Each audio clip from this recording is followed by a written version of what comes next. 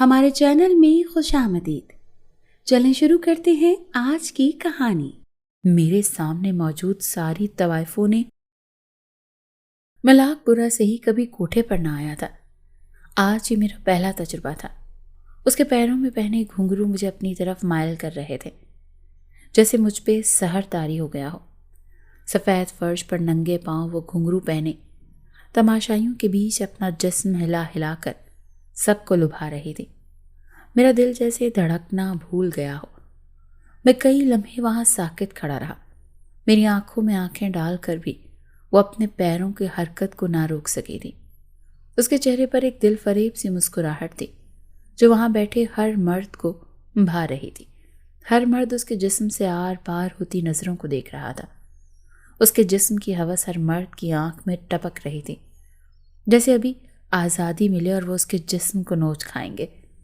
یہ سب دیکھنا میرے لیے کافی مشکل تھا۔ مجھے یوں لگ رہا تھا کہ جیسے میرے دل کی دھڑکن اتنی تیز ہو کر میرے کانوں میں آواز سنائی دے رہی ہو۔ میں چند لمحے لڑکھڑا کر پیچھے کی جانب چلنے لگا۔ وہ ابھی بھی میری جانب ہی دیکھ رہی تھی، جیسے وہ کہنا چاہ رہی ہو کہ ابھی یہاں سے مڑ جاؤ۔ اور میں وہاں کی دنیا کو پہلی بار دیکھ رہا تھا۔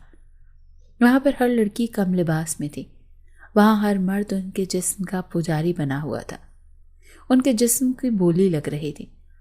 میری بڑی گاڑی کو دیکھ کر کئی لڑکیاں وہاں معنی خیز نگاہوں سے مجھے دیکھ رہی تھیں۔ میرے قدم لڑکھڑا رہے تھے۔ یہ میں کس دنیا میں آ چکا تھا؟ میں نے بھاگتے ہوئے باہر کا راستہ اختیار کیا۔ گاڑی کے ساتھ کھڑے ہو کر میں گہرے سانس لینے لگا۔ ابھی بھی آنکھیں بند کرنے پر اس کا چہرہ میرے سامنے آ رہا تھا۔ سفید مہندی لگے پاؤں زمین پر بڑی مہارت سے رقص کر رہے تھے۔ اس کی آنکھوں میں ہلکی سی نمی میرے دل کو بے چین کر رہی تھی۔ گھنگروں کی آوازیں جیسے میرا پیچھا چھوڑنے سے قاصر تھیں۔ میں اپنے سر کو دائیں بائیں ہلا کر چیخنے لگا کہ بس کر جاؤ، میں مزید رسوائی نہیں سن سکتا۔ اپنی محبت کو رسوا ہوتے دیکھ کر کون انسان زندہ رہ سکتا ہے؟ وہ محبت جس کی خوشیاں بھی میں نے منانا شروع کی تھی۔ اتنے سال گناہ اور حرام کی لذت میں وہ مزہ کہاں تھا جو دل کے رقص کرتے جذبات میں تھا؟ لیکن ایک لمحے کو وہ سارے جذبات مٹی کا ڈھیر بن چکے تھے۔ میں ابھی تک بے یقینی سے اس عمارت کو دیکھ رہا تھا جہاں وہ رہتی تھی، جہاں کی رنگینی الگ کہانی سنا رہی تھی۔ وہ پارسا لڑکی میری محبت کو بھی پاؤں کی زنجیر بنا کر اس کا رقص دکھا چکی تھی۔ اس کی آنکھوں کی طنزیہ ہنسی جیسے مجھ پر قہقہے لگا رہی تھی۔ میرا نام عثمان ہے۔ میں ایک ذمہ دار گھرانے میں پیدا ہوا ہوں، جہاں پیسوں کی کبھی کوئی کمی نہ تھی۔ میرے ابو گاؤں کے سرپنچ تھے۔ پورے گاؤں میں سب سے زیادہ امیر ہم ہی تھے۔ بڑی حویلی تھی اور کئی نوکر چاکر تھے۔ وہاں کے لوگوں کی سوچ اب بھی پرانی تھی۔ میں اپنی 4 بہنوں کا اکلوتا بھائی ہوں۔ میری پیدائش کے بارے تو اماں نے خوب دیگیں بانٹی تھیں۔ میرے گھر میں میری بہنوں کو اتنی اہمیت نہ دی جاتی تھی، میری بات کو دی جاتی تھی جتنی۔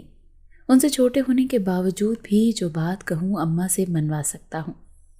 ہمارے خاندان میں لڑکوں کو ہی اہمیت دی جاتی ہے، لڑکیاں تو بوجھ سمجھی جاتی ہیں۔ جب پہلی اولاد ہونی تھی تو میرے ابا نے اماں کو صاف کہہ دیا تھا کہ انہیں اپنی جائیداد کا وارث چاہیے، لیکن جو اللہ کو منظور۔ پہلی بار اللہ نے رحمت سے نوازا، لیکن رحمت کی قدر کرنا ہمارے خاندان کا شیوا نہ تھا۔ اس وجہ سے اماں پر کافی باتیں بنی۔ کہا گیا کہ یہ تو بدبخت عورت ہے جو پہلا بیٹا نہ پیدا کر سکی۔ میری دادی کی 3 اولادیں تھیں اور تینوں ہی ان کے بیٹے تھے، جس کی وجہ سے وہ گردن اکڑا کر ہر محفل میں ہر ایک کی آنکھ کا تارا ہوتی تھی۔ 3 بیٹوں کی پیدائش کے بعد جیسے انہوں نے دنیا فتح کر لی ہو، اور انہوں نے کہا کہ انہوں نے اس خاندان کو ایک نہیں 3 وارث دیے ہیں، جس وجہ سے ان کی اہمیت باقی سب سے زیادہ تھی۔ ہمارے خاندان میں عورتوں کی اہمیت کا اندازہ ان کے وارث دیکھ کر لگایا جاتا تھا۔ جو عورت ایک وارث نہ دے سکے اس کی اہمیت 0 ہوتی تھی۔ یا تو مرد دوسری شادی کر لیتے تھے یا وہ ایک کونے میں پڑے اضافی سامان کی طرح ہوتی تھی۔ اماں تعویذ کروانا شروع کر چکی تھی۔ وہ بالکل بھی نہیں چاہتی تھی کہ انہیں اضافی چیز کی طرح کونے میں رکھا جائے۔ وہ بہنوں پر اتنی توجہ نہ دیتی تھی۔ بھوک سے وہ روتی رہتی، کوئی نوکر اگر انہیں کھانا کھلا دے تو کھلا دے۔ اماں کے پاس اتنا وقت نہیں ہوتا تھا کہ وہ اپنی خوبصورتی سے نکل کر بہنوں پر توجہ دے سکتی۔ انہوں نے شروع ہی سے بہنوں کو نوکروں کے ہاتھوں میں رکھا تھا اور ان کے کوئی لاڈ پیار کی پرواہ تک نہ تھی۔ ابا کا بھی یہی حال تھا، انہوں نے کبھی بیٹیوں کو اپنے سینے سے نہیں لگایا تھا۔ بس پیدا کرنے کے بعد جیسے نوکروں کے ہاتھ پالنے کے لیے چھوڑ دیا جاتا ہے۔ پہلے کے بعد دوسری بیٹی پر اماں کافی مایوس ہوئیں۔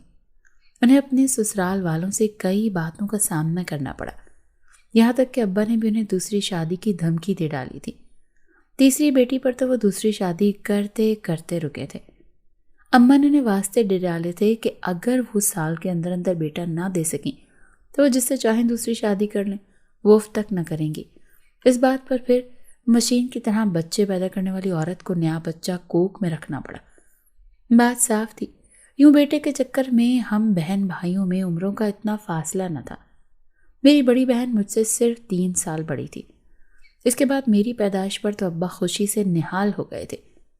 اماں سے وہ خاص خوش تھے، حالانکہ میں نے سنا تھا کہ اماں اور ابا کی پسند کی شادی تھی اور میری پیدائش پر وہ شادی ٹوٹتے ٹوٹتے بچی تھی، ورنہ اماں کا ٹھکانہ تو مائکے میں ہونا تھا یا پھر انہیں نوکرانی بنا کر نوکروں کی طرح رکھا جاتا، جو اماں کو تو بالکل منظور نہ تھا۔ وہ تو سونے کا چمچ لے کر پیدا ہوئی تھیں۔ ہمارے خاندان کی عورتیں پڑھائی لکھائی میں خاصی تیز نہ تھیں۔ میری بہنوں کو پڑھنے کا شوق تھا لیکن انہیں اجازت نہ تھی، وہ صرف پرائمری تک کے اسکول میں ہی جا سکتی تھیں۔ ہمارے خاندان میں مرد عورت کو جوتی برابر ہی سمجھتے تھے، کسی فیصلے میں ان کی رائے نہیں لی جاتی تھی، یہاں تک کہ ہر فیصلہ مرد اپنی مرضی سے کیا کرتے تھے، عورت کو صرف آگاہی دے دی جاتی تھی۔ یوں وقت گزرنے لگا، میں جو چیز مانگتا تھا وہ وقت سے پہلے سامنے حاضر ہو جاتی تھی۔ میری بہنیں بھی میرا خاصا خیال رکھتی تھیں۔ اماں بھی سارا دن میرے نخرے اٹھاتی رہتی تھیں، کیونکہ میرے آنے سے ان کی اہمیت ابا کی نظروں میں دوبارہ بڑھ گئی تھی۔ اب ان کے درمیان لڑائی جھگڑے بھی کم ہونے لگے تھے۔ جب کبھی لڑائی جھگڑا ہوتا تو اماں میرا تانا مار دیتی کہ میرا بیٹا ہے، میں اپنے بیٹے کو لے کر اس گھر سے چلی جاؤں گی، پھر تم اپنی بیٹیوں کے ساتھ اس گھر میں رہنا۔ مجھے پہل تو یہ برا لگتا تھا کہ میری بہنوں کو اتنی اہمیت نہیں دی جاتی، لیکن دھیرے دھیرے میں اپنے مطلب کے لیے خاموش رہتا تھا۔ میرے تو سارے مطلب پورے ہو رہے تھے، مجھے ہر چیز دی جا رہی تھی، کسی چیز کی کوئی کمی نہ تھی۔ اچھا پہننے کو ملتا، ابا نے آوارہ دوستوں کے ساتھ دوستی پر بھی کوئی سوال نہ اٹھایا تھا۔ ہمارے گھر کے مرد ایک وقت میں کئی باہر چکر چلا لیتے تھے، جن کا عورتوں کو علم ہوتے ہوئے بھی وہ چپ ہی رہتی تھی، کیونکہ بولنے کے چکر میں وہ اپنے گھر سے بھی جا سکتی تھی۔ اسی لیے ساری زندگی سارے سمجھوتے ہمارے گھر کی عورتوں کے ہی میں آتے تھے۔ مرد ہر چیز سے آزاد ہوتا ہے، وہ گناہ کرنے کے بعد بھی چھپاتا نہیں ہے، منہ پر اپنے گناہ کا اقرار کرتا ہے۔ اور یہاں لڑکی کو 5ویں سے آگے پڑھنے کی اجازت نہیں دی جاتی کہ کہیں وہ کسی سے آنکھ مٹکا نہ کر لے۔ میری بہنوں کی پڑھائی بھی 5ویں کے بعد چھڑوا دی گئی تھی، وہ گھر میں رہ کر گھر کے کام کاج کرتی تھیں۔ دھیرے دھیرے نوکرانی انہیں گھر کے کام سکھا رہی تھی۔ کچی عمر میں ہی ان کے رشتے پکے کر دیے گئے تھے۔ 2 بہنیں میری پھپھو کے گھر مانگی ہوئی تھیں، بڑے ہوتے ہی پھپھو نے انہیں بیاہ کر لے جانا تھا۔ ان کے بیٹے جو کسی کام کو ہاتھ نہ لگاتے تھے، سارا دن اپنے باپ کے پیسوں پر عیاشی کرتے تھے۔ ہر خوبصورت لڑکی پر ان کی نظر ہوتی تھی اور ان کی حرکتوں سے کون واقف نہ تھا۔ ہر لڑکی ان کے سائے سے بھی پناہ مانگتی تھی، لیکن اس کے باوجود بھی ابا کو ان میں کوئی برائی نظر نہیں آتی تھی، صرف یہی نظر آتا تھا کہ گھر کی زمین گھر میں ہی رہے گی۔ میری اماں میرے صدقے واری جاتی تھی، وہ کہتی تھی کہ یہ پیر بابا کے تعویذ کا ہی کمال تھا کہ اللہ نے میری گود میں ایک پیارا سا بیٹا ڈال دیا، ورنہ تو تم نہ آتے تو تمہارا باپ یہ جو محبت نچھاور کر رہا ہے یہ نفرت میں بدل جاتی اور مجھے گھر سے باہر کر دیتا۔ تم نے آ کر میرا گھر بچایا ہے۔ وہ بار بار میرے منہ کو چومتی تھی، میں جو چیز مانگ لیتا تھا وہ چیز پوری کر دیا کرتی تھی۔ مجھے بخار ہوتا تو وہ ساری رات میرے سرہانے بیٹھی رہتی تھی۔ گھر میں کئی بار میں نے ملازمین کے منہ سے سنا کہ یہاں بیٹیوں کو پیدا کرنا ایک بہت بڑا گناہ ہے۔ وہ کئی بار حسرت سے کہہ چکی تھی کہ انہیں پڑھنے کا شوق ہے، جس پر اماں نے انہیں خوب مارا تھا، کہا تھا کہ وہ ایسی خواہش کیسے کر سکتی ہیں۔ پھپھو شاید رشتہ توڑ دیتی، اس وجہ سے وہ عیاشی نہیں کروا سکتی ہیں۔ 5ویں کے بعد میں شہر کے اسکول میں پڑھنے لگا۔ یہاں کی دنیا گاؤں کی دنیا سے الگ تھی۔ یہاں ہر کوئی امیر تھا، ہر کوئی اپنا بادشاہ تھا۔ یہاں چودھری کا بیٹا کہہ کر نہیں بلایا جاتا تھا، نہ ہی اتنی اہمیت دی جاتی تھی۔ پہلے تو یہ کافی عجیب سا لگا، زندگی میں پہلی بار کوئی اہمیت نہ دیکھ کافی عجیب تو لگتا ہی ہے۔ میں شروع ہی سے ہر محفل کا تارا رہا تھا، اور مجھے یہی چیز ہی اچھی لگتی تھی کہ میں ہر محفل کا تارا رہوں۔ میں نے اس کی شکایت بھی کی، جس کے بعد ابا نے مجھے اپنے دوست کے اسکول میں ڈال دیا۔ وہ اسکول پہلے کی نسبت تھوڑا چھوٹا تھا، لیکن یہاں پر کوئی مجھے اہمیت دیتا تھا، کیونکہ یہ اسکول میرے باپ کے پیسوں کے دم پر چل رہا تھا۔ میں ہر ایک کی آنکھ کا تارا تھا۔ میں کوئی غلطی بھی کر دیتا تو کوئی ٹیچر مجھے ڈانٹنے کا حق نہیں رکھتا تھا۔ میں پڑھائی لکھائی میں شروع ہی سے اچھا نہیں تھا۔ میں اپنی کاپیاں اپنی بہنوں سے مکمل کرواتا تھا، وہ بھی پڑھائی کے چکر میں شوق میں مجھے ہر کام کر دیا کرتی تھی، اور ویسے بھی میں ان کا اکلوتا بھائی ہونے کے سبب ان کا لاڈلا رہا تھا۔ میں جب بھی بہن کو کسی چیز کی فرمائش کرتا تو ان پر فرض ہوتا تھا کہ وہ میری فرمائش پوری کریں۔ انہیں تو زمینوں میں بھی حصہ نہ دیا گیا۔ ابا نے ان کی شادیاں طے کر کے بس انہیں رخصت کرنے کا فیصلہ کر لیا تھا۔ میں نے شہری دوست بنانا شروع کر دیے تھے۔ میرے سارے وہی دوست تھے جو پڑھنے لکھنے میں جان چھڑوا رہے تھے۔ میں 4 پیسے لگا کر ان سے اپنی واہ واہ کرواتا تھا۔ ہر جگہ میں اپنے پیسے کی بدولت مشہور رہا تھا۔ اسکول کی پڑھائی ختم ہوئی تو کالج بھی آوارہ دوستوں کے ساتھ جانے لگا۔ پہلے کافی مشہور تھا، میرے پیسے کی وجہ سے وہاں پر کئی لڑکیوں سے میری دوستی ہو چکی تھی۔ یہ ہمارے خاندان میں معیوب چیز نہیں سمجھی جاتی تھی۔ اگر ہمارے خاندان کے مرد کسی عورت کے ساتھ دیکھ بھی لیے جاتے تو کوئی ان سے سوال کرنے کا حق نہیں رکھتا تھا۔ مجھے پیسے کی کوئی کمی نہ تھی، جب چاہتا تھا گھر سے پیسے لے آتا تھا، کبھی ابا خود بھیج دیا کرتے تھے۔ شہر میں اب تو مجھے گاڑی بھی مل گئی تھی، میں روز اپنی گاڑی پر جاتا تھا۔ مجھے محنت مشقت کا ایک لفظ تک معلوم نہیں تھا۔ مجھے لگتا تھا کہ پیسے جیسے پیڑوں پر اگتے ہیں، جن کو توڑ کر میں اپنی عیاشی پر اڑا لیا کرتا تھا۔ مجھے پیسوں کی قدر و قیمت کا اندازہ ہی نہیں تھا۔ میں خوبصورت تھا اور اپنے خاندان میں واحد ایسا مرد تھا جو پڑھا لکھا تھا، ورنہ ہمارے خاندان کے مرد پڑھائی لکھائی میں اپنا دماغ ضائع نہیں کرتے۔ پڑھنا لکھنا تو میں بھی نہیں چاہتا تھا، لیکن عیاشی کی خاطر میں اسکول کالج میں داخلہ لے لیتا تھا اور وقت کے ساتھ ساتھ نہ کر لیتا تھا۔ پاس ہو جاؤں یہی میری بہت بڑی کامیابی سمجھی جاتی تھی۔ میری بہنوں کو تو کچھ بھی کرنے کی اجازت نہ تھی، نہ ہی آزادی تھی، وہ ایک بوجھ کی طرح سمجھی جاتی تھیں۔ میری ماں پڑھی لکھی نہ تھی، اسی لیے شروع ہی سے انہوں نے جہالت کے رسم و رواج کو ہی فروغ دیا تھا۔ میری بہن جیسے ہی 18 سال کی ہوئی، میری دونوں بہنوں کی شادی کر دی گئی۔ وہ اپنے سسرال جا چکی تھیں۔ میری پھپھو نے زمین جائیداد کا مطالبہ کیا تو ابا نے انہیں کھری سنا دی، یہاں تک کہ اپنی بیٹیوں تک کا لحاظ نہ کیا کہ ان کی بیٹیاں پھپھو کے گھر میں ہیں۔ پھپھو ان کے ساتھ کیسا سلوک کر سکتی ہیں، نہ ہی اماں کو اپنی بیٹیوں کی فکر تھی۔ میری بہن نے کافی بار شکایتی لہجے میں مجھ سے شکوہ کر دیا کہ انہیں تو نہ ماں کا پیار ملا نہ باپ کا، اور نہ ہی سسرال میں اپنے ساس سسر کا پیار ملا۔ شوہر کے معاملے میں بھی ان کی قسمت زیادہ اچھی نہیں تھی۔ ایک شوہر اپنی بیوی کے علاوہ کئی عورتوں سے چکر چلا رہا ہو تو اس شوہر کی وفا کیا ہی دیکھی جائے گی۔ میں بھائی تھا، اتنا بے حس نہ تھا۔ میں کئی بار انہیں سمجھاتا تھا، ابا کو بھی کہتا تھا کہ اتنی زمین جائیداد کا میں کیا کروں گا، لیکن مجھے معلوم تھا کہ جتنے میرے خرچے ہیں یہ زمین جائیداد کم ہی پڑ جائے گی۔ میرے ابا کے بعد میں تو لاپرواہ سا تھا، مجھے تو ایک گلاس کچن میں رکھنے تک کی سستی ہوتی تھی۔ خاندان میں ہر لڑکی مجھ سے شادی کرنا چاہتی تھی کیونکہ میرے پاس زمین جائیداد تھی۔ میری دوسری بہن کا رشتہ بھی خاندان میں چچا کے بیٹے کے ساتھ طے کر دیا گیا تھا۔ میں اپنی بہنوں کے معاملے میں کچھ نہیں بولتا تھا، ان کے ساتھ زیادتی بھی ہو تو اس میں بھی آواز نہیں اٹھاتا تھا۔ میں اپنی دنیا میں مست رہنے لگا تھا۔ دوست نے آہستہ آہستہ سگریٹ کی عادت ڈال دی تھی۔ ہمارے خاندان میں سگریٹ پینا ایک عام سی چیز تھی۔ میرے ابا بھی سگریٹ کے ساتھ کئی نشے کرتے تھے۔ ہماری حویلی میں مردوں کی محفلوں میں یہی سب تو ہوتا تھا۔ نوکر چاکر اپنی فوج ہوتی تھی۔ اب شہر میں عجیب سا دل سا لگ گیا تھا، وہاں کی دنیا میں رچ بس سا گیا تھا۔ گاؤں جانے کا کبھی دل ہی نہیں کرتا تھا، اور ضرورت بھی پیش نہیں آتی تھی، کیونکہ جب بھی پیسوں کی ضرورت ہوتی تو ابا اچھی خاصی رقم بھیج دیا کرتے تھے۔ کالج میں جاتے ہی کئی لڑکیوں سے دوستیاں ہو گئیں، وہ سب بھی جھوٹے وعدے کیا کرتی تھی، اور میں بھی وقت گزاری کے لیے ان کے جھوٹے وعدوں پر ہنس دیا کرتا تھا۔ ان کے دل بہلانے کو 2-4 باتیں کر دیا کرتا تھا، اور وہ بھی بہل جاتی تھی۔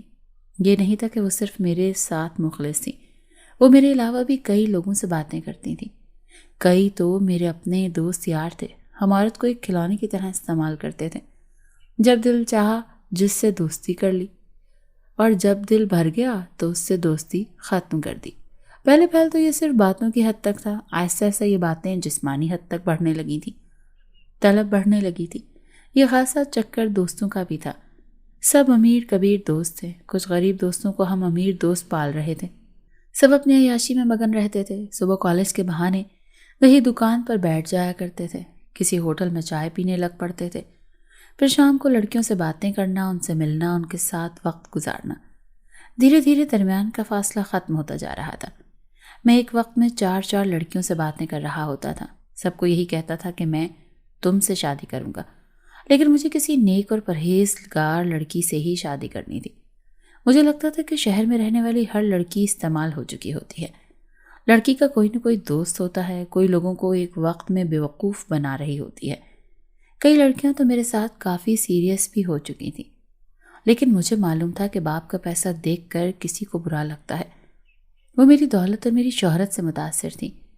مجھ میں ایک عجیب سا غرور تھا، مجھے لگتا تھا کہ کوئی لڑکی مجھے انکار نہیں کر سکتی ہے۔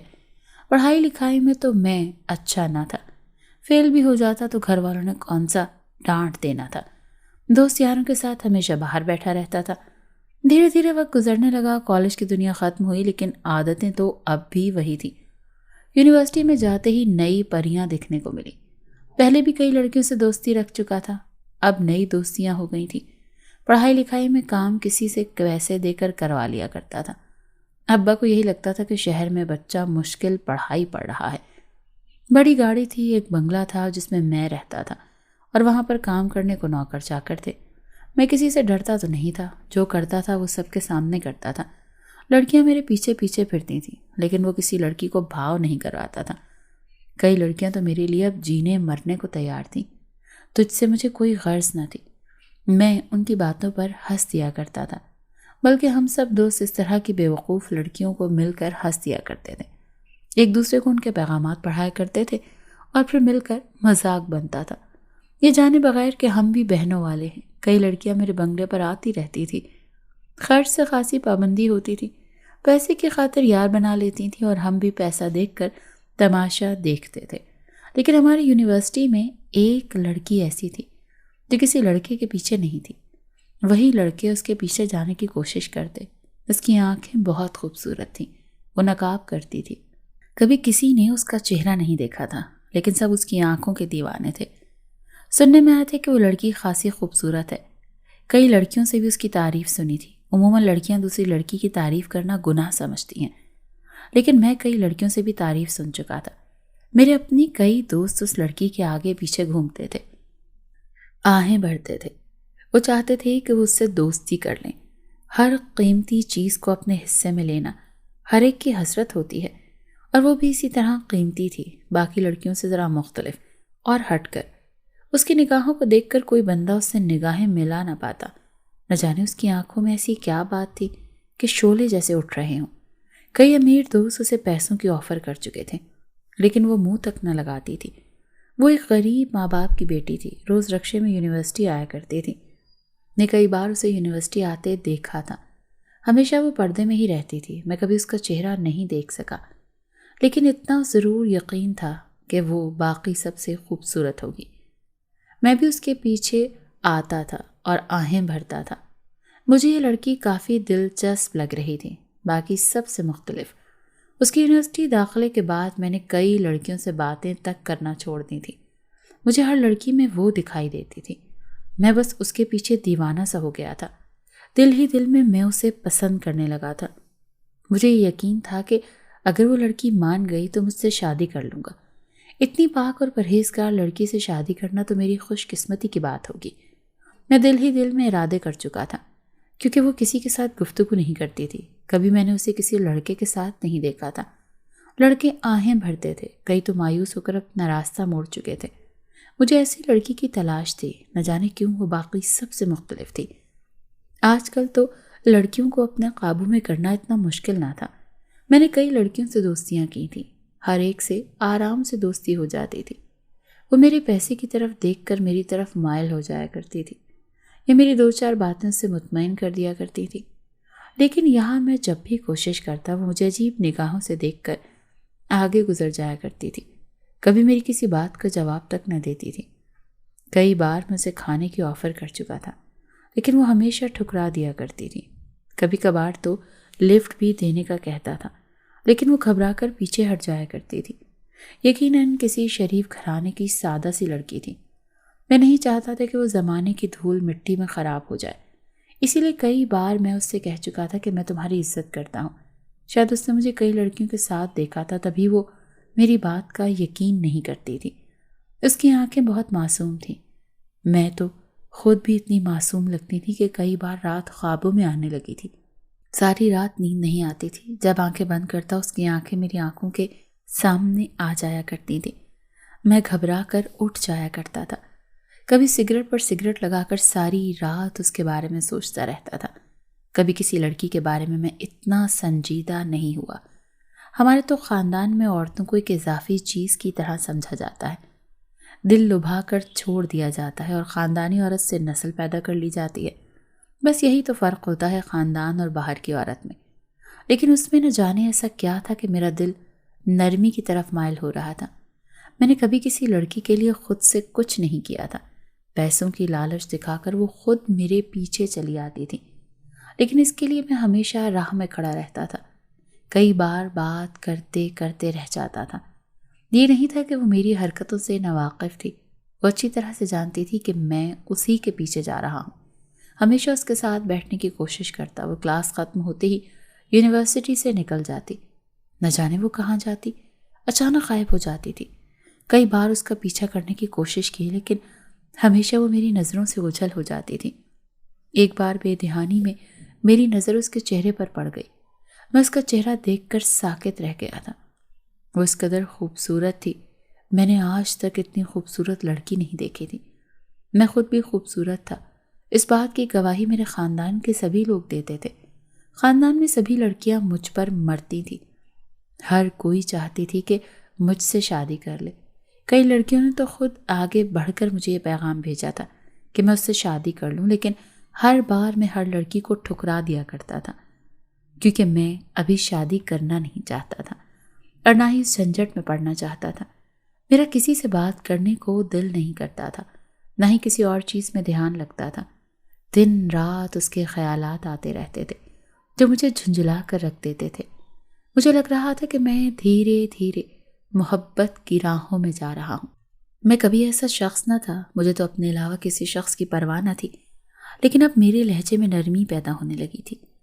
میں نے سگریٹ کو ہاتھ لگانا چھوڑ دیا تھا، یہاں تک کہ میں نماز بھی پڑھنے لگا تھا۔ بچپن میں کبھی 1-2 بار عید کی نماز ہی پڑھی تھی۔ کبھی ہمارے گھر میں نماز روزے پر زور ہی نہیں دیا جاتا تھا، یہاں تک کہ روزے بھی بہت کم ہی رکھتا تھا۔ لیکن اب دین کی طرف آ رہا تھا۔ میں اللہ سے روز دعاؤں میں صرف اسے ہی مانگتا تھا اور یہ کہتا تھا کہ اگر اس کی وجہ سے میں راستے پر آیا ہوں تو وہ مجھے دے دے۔ نہ جانے میں اتنا نمازی پرہیزی کب سے ہو گیا تھا۔ میں روز اسے دیکھتا رہتا تھا، وہ میری نگاہوں سے بے خبر تھی۔ دوست بھی میری یہ حالت دیکھ کر کافی حیران تھے۔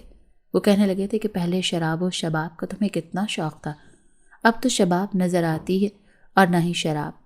کن چکروں میں پڑ چکے ہو، اس لڑکی کا پیچھا چھوڑ دو، نہ جانے وہ کس پھپھو کے بیٹے سے منسوب ہوگی۔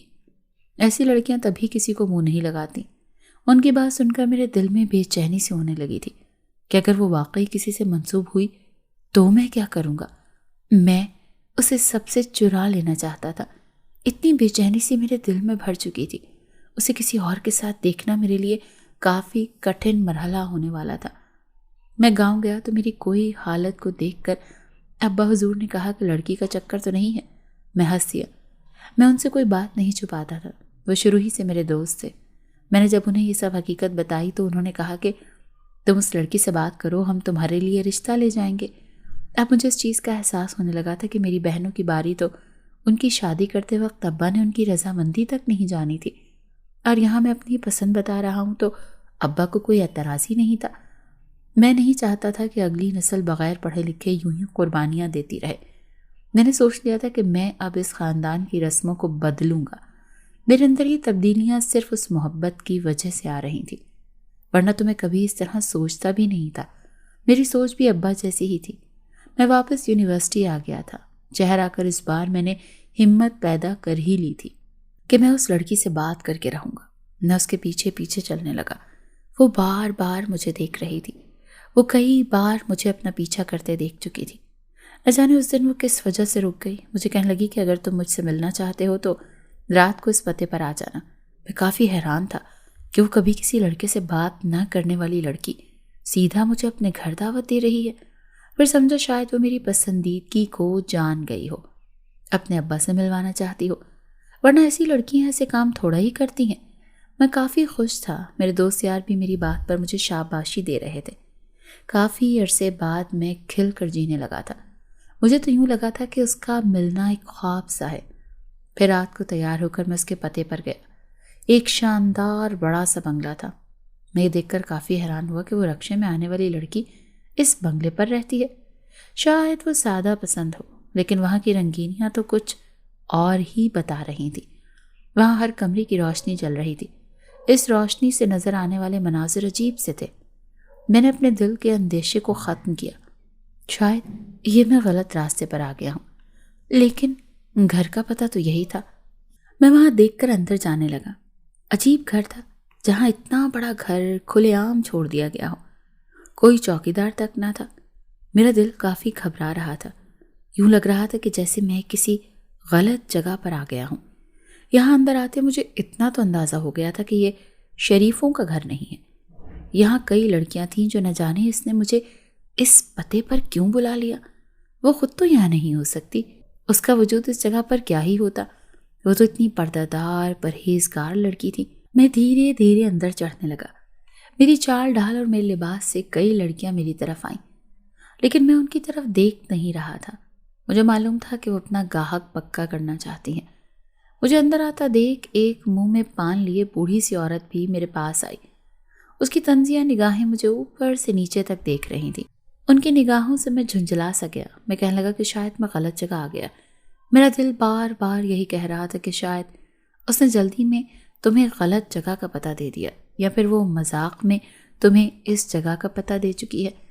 وہ تمہیں شاید اچھا لڑکا نہیں سمجھتی ہوگی۔ وہ یہی کہتی ہوگی کہ اگر لڑکیوں کے ساتھ وقت گزاری ہی کرنی ہے تو یہ جگہ سب سے بہترین ہے۔ میں اپنے دل کو یوں دلاسے دے کر خود کو مطمئن کر رہا تھا، جیسے کچھ غلط نہیں ہوگا۔ آنکھوں دیکھا چٹلا رہا تھا۔ اس نے مجھے یہاں کیوں بلایا؟ یہی سوال بار بار میرے ذہن میں آ رہا تھا۔ شریف پردہ دار لڑکی کو یہاں کا کیسے علم، جبکہ میں کبھی ایسی جگہ پر نہیں آیا۔ میں اب تھکا بے یقینی میں تھا۔ وہ منہ میں پان لے کر عورت مجھے کہنے لگی کہ تم صحیح جگہ آئے ہو، یہی وہ جگہ ہے، اور جس لڑکی نے تمہیں اس گھر کا پتہ دیا ہے وہ اندر ہے، تم جا کر مل سکتے ہو۔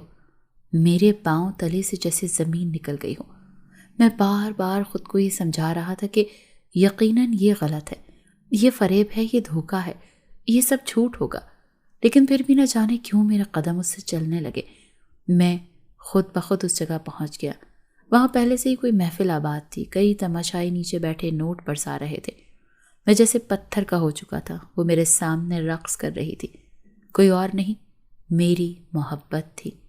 محبت جسے میں اپنا ہمسفر بنانا چاہتا تھا، جسے مجھے دھوکہ ملا ہو۔ وہ دھوکہ ہی تو دے رہی تھی، لیکن اس نے کب کہا کہ وہ خود پارسا ہے؟ وہ تو میں اسے پارسا سمجھتا تھا، جیسے میری دنیا ہی ہل چکی ہو۔ وہ لڑکوں سے دور رہتی تھی کیونکہ وہ اپنی شناخت نہیں کروانا چاہتی تھی، یا پھر شاید وہ یہ کام اپنے دل سے نہیں کر رہی ہو۔ اس نے میری جانب دیکھا تھا اور دیکھتے ساتھ چند لمحے کو رکی تھی۔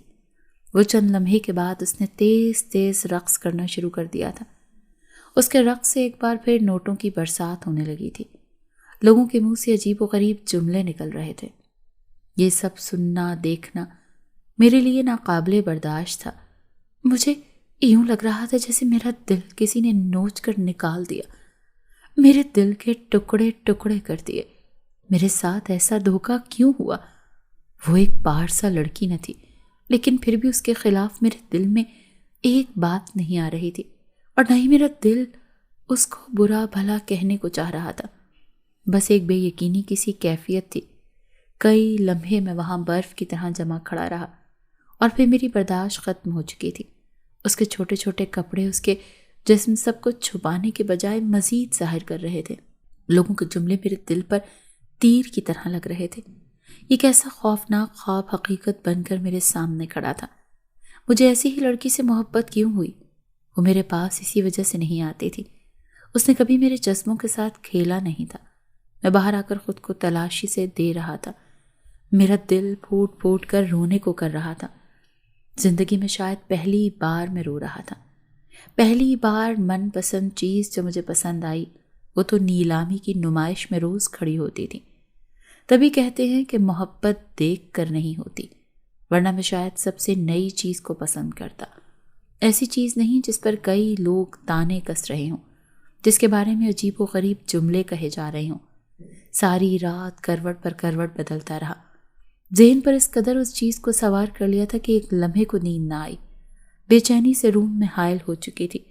یوں لگ رہا تھا کہ جیسے اب وہ میرا سامنا زندگی بھر نہ کرے گی، یا پھر ساری زندگی سامنا کرے گی اور آنکھ کو ہی آنکھوں میں وہ مسکرا رہی تھی، جیسے کہنا چاہ رہی ہو کہ اب تم بھی باقی مردوں کی طرح پیچھے قدم موڑ لو گے۔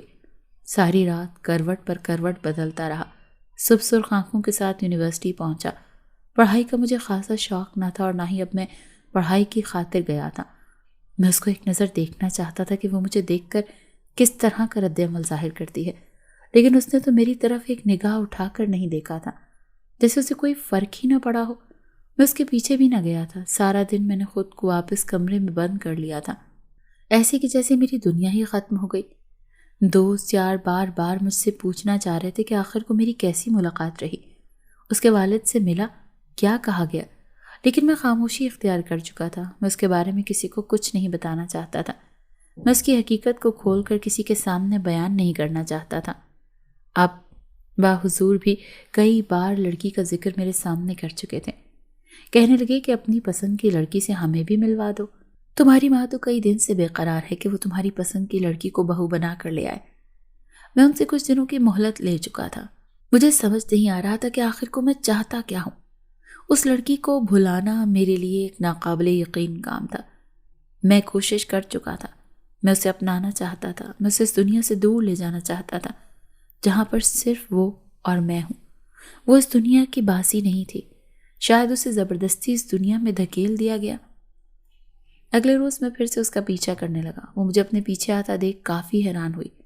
وہ کہنے لگی کہ اگر گاہکی بننا ہے تو اسی جگہ پر آنا۔ اس کے بعد میرے دل میں تیر کی طرح لگی تھی، لیکن میں نے کہا میں تم سے نکاح کرنا چاہتا ہوں۔ وہ بے یقینی سے مجھے دیکھ رہی تھی کہ جیسے اس نے غلط سن لیا۔ کہتی شاید تم اندھے ہو چکے ہو، اس دن تمہیں نظر نہیں آیا کہ تم کہاں آئے ہو؟ تو کس طرح کی محفل تھی، اور اس میں ناچنے والی کوئی اور لڑکی نہیں تھی بلکہ میں خود تھی۔ میں ناچ رہی تھی اس محفل میں، اور لوگ اس طرح کی باتیں کر رہے تھے۔ لوگ ویسی باتیں میرے بارے میں کرتے ہیں، اور تم اس رات نکل گئے تھے۔ رات پھر میں لوگوں کے بستروں کو گرم کرتی ہوں۔ ان کے منہ سے ایسی باتیں میرے دل پر تیر کی طرح لگ رہی تھیں۔ میں نے کہا تم مزید ایسی باتیں مت کرو۔ میرا دل جیسے کوئی مٹھی میں جکڑ رہا۔ وہ ہنسنے لگی اور کہنے لگی ساری عمر تمہیں ایسی باتیں سننے کو ملیں گی میرے بارے میں۔ لوگ کردار کشی کریں گے۔ تم کیوں اس راستے پر آنا چاہتے ہو؟ تم اس راستے سے نکل جاؤ۔ میں نے کہا میں تم سے سچی محبت کرتا ہوں۔ اس حقیقت کو جاننے کے بعد بھی میں تم سے نفرت نہیں کر پایا۔ بہت کوشش کی کہ راستہ پیچھے موڑ لوں، خود اس راستے سے نکل جاؤں۔ یہاں راہ کافی کٹھن ہے، لیکن بار بار میرا دل تمہاری جانب مائل ہو رہا ہے۔ تمہارے بارے میں کبھی غلط خیال میرے دل میں نہیں آیا۔ میں تمہاری بہت عزت کرتا ہوں، تمہیں عزت کی زندگی دینا چاہتا ہوں۔ میری بات سن کر وہ کافی دیر خاموش رہی اور پھر کہنے لگی کہ میری منہ مانگی قیمت تمہیں وہاں ادا کرنی پڑے گی۔ نہ جانے وہ لوگ تم سے کیا کیا مطالبہ کریں۔ وہاں محفلوں میں راتیں رنگین کرنے والی میں واحد ہوں۔ میں نے کہا میں ہر راستے سے گزر جاؤں گا، تم ایک بار اقرار کر دو۔ وہ میری اس قدر محبت کو دیکھ کر اقرار کر چکی تھی۔ میں اللہ کا شکر ادا کیا۔ مجھے لگا وہ میری باتوں کو تسلیم نہیں کرے گی، ہنسے گی، مذاق بنائے گی۔ کئی لوگوں نے اسے اس طرح استعمال کیا، اتنا جانے کئی لوگوں نے اسے لارے لگائے ہوں گے۔ میں اسے یہ حقیقت اب نہیں پوچھنا چاہتا تھا۔ وہ خود اگر بتا دے تو اس سے میں انکاری نہ تھا۔ میں اس عورت کے پاس گیا۔ وہ اس کوٹھے کی مالکن تھی۔ مجھ سے منہ مانگی قیمت مانگنے لگی۔ میری حیثیت سے تو وہ پہلے ہی واقف تھی۔ میں اپنے گھر والوں کو بتائے بغیر زمین کا کچھ حصہ بیچ کر اس عورت کو دے چکا تھا، اور میں نے وہیں پر اپنی من پسند لڑکی سے شادی کر لی تھی۔ شادی کر کے میں گاؤں لے آیا۔ میرے ابا حضور کافی حیران تھے۔ وہ کہنے لگے کہ شریف گھر کی لڑکی تھی، بھگانے کی کیا ضرورت تھی، ہم اس سے خود جا کر رشتہ مانگ لیتے۔ میں نے اپنی بیوی کی حقیقت اس وقت کسی کو نہیں بتائی تھی۔ یہ نہیں تھا کہ مجھے بتانے میں کوئی آر محسوس ہو رہی تھی، لیکن میں نہیں چاہتا تھا کہ جو لوگ میری بیوی کی عزت کرتے ہیں، اسے احترام کی نگاہ سے دیکھتے ہیں، وہ بعد میں اسے تانے کسیں۔ میری بیوی میرا احترام کرتی تھی، وہ پردے کی پابند ہو چکی تھی۔ وہ یہ سب کچھ شوق سے نہیں کرتی تھی۔ اس کا سوتیلا باپ اسے وہاں بیچ کر جا چکا تھا۔ پہلے پہل اس نے کافی انکار کیا، لیکن کوٹے پر اس سے روز مارا جانے لگا۔ اس کو تکلیف دی جاتی تھی۔ مجبوری میں اپنی جان بچانے کی خاطر اسے یہ سب کرنا پڑا۔ وہ میری بہت شکر گزار تھی کہ میں نے اسے اس زندگی سے نکال لیا۔ اسے اب بھی محبت کرتا ہوں اور ساری زندگی کرتا رہوں گا۔ یہ چیز میرے درمیان میں حاوی نہ ہوئی کہ وہ ایک طوائف زادی رہ چکی ہے۔ میرے لیے وہ دنیا کی سب سے پاکیزہ عورت ہے۔ میں نے اپنی گدی سنبھالتے ہی بہنوں کا حصہ ان کے حوالے کیا تھا۔ میں ان کی زمین جائیداد میں حصہ نہیں جمانا چاہتا تھا۔ میرے والدین کو اس بات پر کافی اعتراض ہوا، لیکن میں انہیں سمجھا چکا تھا کہ بیٹی کو اس کا حصہ دینا ہی بہتر ہوتا ہے۔ آج بھی لوگ میری بیوی کی حقیقت سے ناواقف ہیں، اور میں چاہتا ہوں کہ وہ ساری زندگی ناواقف ہی رہیں۔ میری محبت دن بدن بڑھتی چلی جا رہی ہے۔ محبت کی راہ میں نفع نقصان دیکھ کر سودا نہیں کیا جاتا، یہی زندگی ہے۔